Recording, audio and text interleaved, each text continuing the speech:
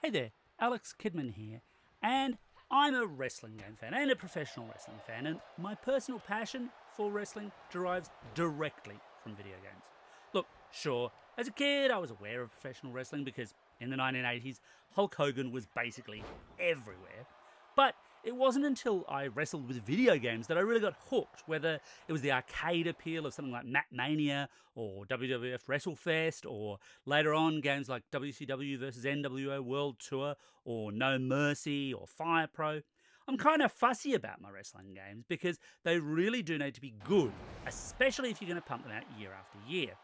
And that's what 2K had been doing for years, up until, and I probably don't need to tell you this, WWE 2K20, which was a legendary disaster for them.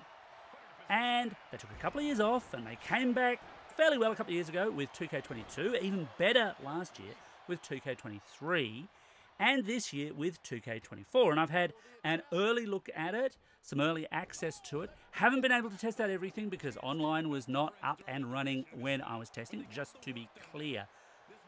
But still, look, if you want the short version, WWE 2K24 does what most sports titles do when there's an annual title get out the door and into customers' hands. It mostly plays it safe, it updates the rosters, it tweaks around the edges, with a few new matches and a few subtler changes to the game's core play mechanics.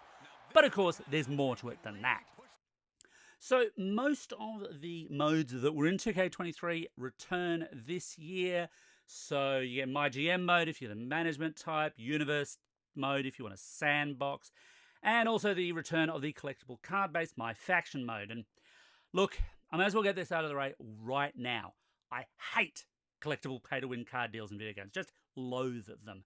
They infest sports games, especially, basically because EA made all the money from FIFA, now EA FC, and I really do feel like they're a very bad deal for gamers. Now, if that's what lights your passion, it's here. I've dipped my toes into it only, but I'm the wrong person to tell you about whether or not it's better or worse this year because I just don't like it. I'm not going to lie to you, it's not my thing. The good thing about 2K24 is it doesn't have to be because there's just so much here. And in the time I've had to play it, I've really, in one sense, only dipped my toes in certain ways because it's all you can do when you've got this many modes, when you've got this much stuff. There's a little bit of something for everyone here. It really is that three-ring circus that professional wrestling is meant to be.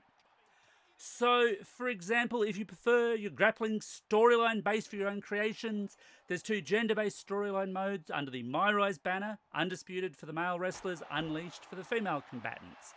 The storyline plotting there is just as ridiculous as real WWE storylines, so it's quite fun. And this year, you get actual voice-over work from a selection of WWE superstars as part of each storyline. Their performances wasn't are fine, expecting though to see there's you still here something oddly today. puppet-like about the way their character models talk in MyRise mode. If you prefer the way that WWE games of many years past have dipped into historical bouts, this year's Showcase mode is the Showcase of the Immortals, highlighting specific classic WrestleMania moments throughout its 39-year history. Bearing in mind, WrestleMania 40 is this year, so they've only got 39 of them to play with. That's still quite a lot, of course. I don't want to spoil too much. In fact, I've been asked not to by 2K, but I'll just briefly touch on Showcase mode here because I'm a fan of the history and the generally amazing way that the game engine segues from in-game animations to match footage. It's kind of magical, or it would be if it weren't for the on-screen blurring of certain filmed elements. And look, long-term WWE fans are probably all too used to the blurred turnbuckles that you get for WWF logos because of lawsuits, but this extends to a lot of other details, like nearly every referee face, most commentators, and even Mean Gene Okerlund's face. And look, I get that likeness rights cost money, but you couldn't spring for Mean Gene? I mean, really? Showcase mode is hosted by Corey Graves, and while he's not personally my favourite announcer, he does a very good job here of setting the scene for each match and why it matters. It's actually a little odd in the extended video sequences if he's not talking. I haven't included it here because I don't want a copyright strike, but if he's not talking, the original commentary is also missing. So you just get these long stretches of action with a bit of crowd noise in the back, and I don't think all of it's the original crowd noise either. You also don't get 39 different matches, one from each WrestleMania, with, well, shall I say, certain choices have been made. I can't say I agree with all of them for both match quality and other reasons, but there's a decent selection here in the main, and a great conclusion that I'm not going to spoil at all. It's really great fun when you hit it.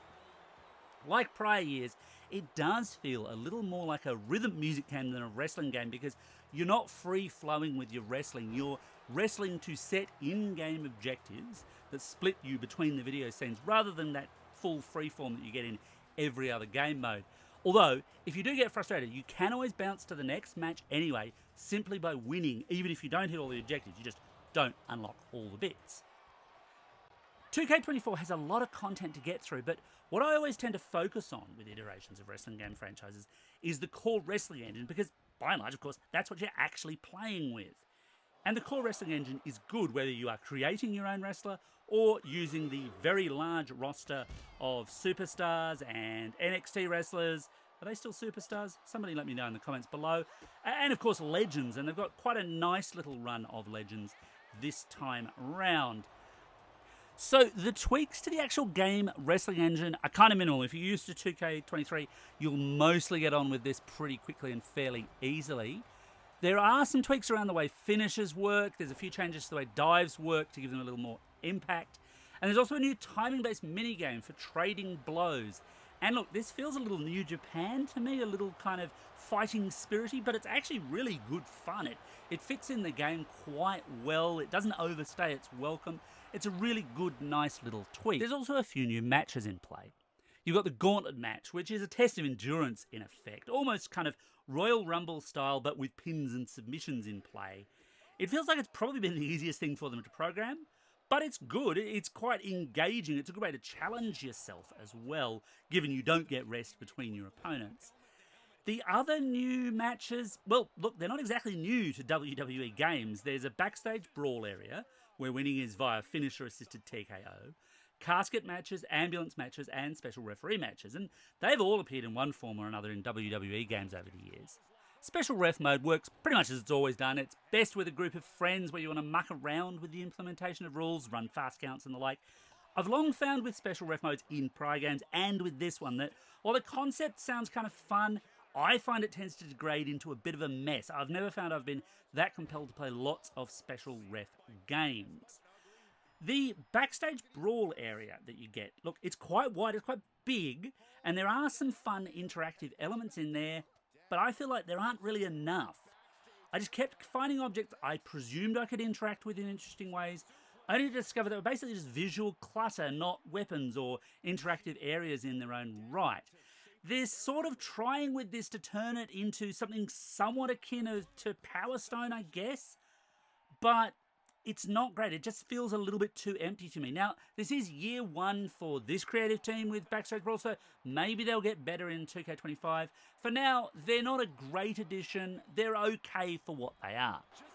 There's a lot more fun to be had with the casket and the ambulance matches, because there's a bit more interactivity, especially when you consider things like you can climb the ambulance and give and take moves on top of it. The catch here is that the way you finish those matches uses the same mechanics as you use for submission moves, which by default is a lot of mixed button mashing to escape or enforce outcomes. So, want to close the lid on the casket, close the doors on the ambulance, or cinch in that sharpshooter? Better strengthen up those button mashing fingers, kids, especially against CPU opponents. You can opt for a held button minigame instead to save the wear and tear on your fingers. That's certainly what I did fairly quickly.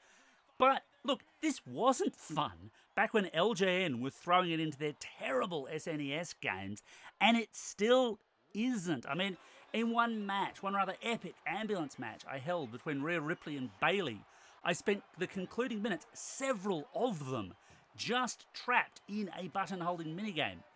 And it was just dull. I mean, look, of course, Rhea Ripley won, Mami's always on top and all that, but it was far less thrilling than the match that preceded it. And look, for specialty matches, I do get that you do need some kind of concluding mechanic that's not too easy to engage with, but I wish there was something better. And for submissions, I think there is something better. It'd honestly be better handled the way that classic games like No Mercy do it. No visible submission meter at all, because that builds tension. You still have to wear down your opponents, you've still got to lock in your actual submission move, but you never quite know when they or you will tap out. Here, it just becomes apparent too quickly. Either you're going to lose because it's just racing towards you lose, or they're going to break the hold because it's just racing towards that, or you're stuck in the middle just thumping away at the buttons or holding them down for minutes at a time, and it's just not fun. I want something better. It's the one thing I wish they had changed in this game, that they had tweaked in some way to make it a more fun part of the overall game. So look, it's all but impossible to talk WWE games and not talk about glitches, especially in the wake of 2K20. And look, in my reviewing experience, they've been mostly minimal. The odd flickering limb there, the odd teleport here, some haunted looks on superstars' faces. They say they've redone about 90% of the animations, and I believe them. But, for example, Dominic Mysterio, I mean, I know he's been inside, but what on earth gave him that expression? It's just creepy. I did have one TLC match, playing as Vader, where I actually ended up tumbling over the barricade and out into the crowd at one point. Well, tumbling's maybe the wrong word. I kind of phased through it. It was weird. And at first I thought it was kind of cool. Like, I didn't really notice I'd phased, but I kind of thought, oh, cool, I'm in the crowd. Maybe I can fight here. Maybe I can get the other wrestlers out here. But no, I was actually stuck behind the barricades. I wandered around for several minutes trying to work out, hey, can I go here? Can I climb this? Can I get back into the match somehow? I checked the controls on screen. Nothing. I was stuck with no way of rejoining the action. And honestly, I waited to let the CPU win the match because it'd been pretty brutal but pretty fun up until then. And here the game revealed another kind of glitch, somewhat showing us some rubber banding in four-way matches. So any of my other three CPU opponents could have climbed the ladder, but they absolutely didn't for minute after minute after minute after minute after minute. And my best guess there is that the in-game AI is more reactive to what you do around ladders. So instead they just wailed on each other, basically. And eventually I got past this by switching control over to R-Truth and tried to win that way, only to be betrayed by Jake the Snake Roberts stealing the win. Jake Roberts, a dastardly heel? I mean, who could have seen that coming? Like I said in my intro, 2K24 does the sports game thing. It's an iterative improvement on 2K23. There's definitely a lot of fun. There's a lot of content here. It all mostly looks pretty good. The hair could still be a bit better and things like that, but it's still solid visually. Is it the best wrestling game of all time? No, not quite, or at least I'd say not quite. It's very easily the best looking, but it should be. But I'd still put titles like No Mercy or Fire Pro D ahead of them for their commitment to gameplay action above all else. But let's face it, both of those are retro titles that we'll sadly never see re-releases of. And if you're after something for modern consoles, you don't have a lot of choice. I mean, AEW Fight Forever is out there, but it is a lesser title. It was a lesser title to 2K23, as much as I like AEW. Sorry, Kenny.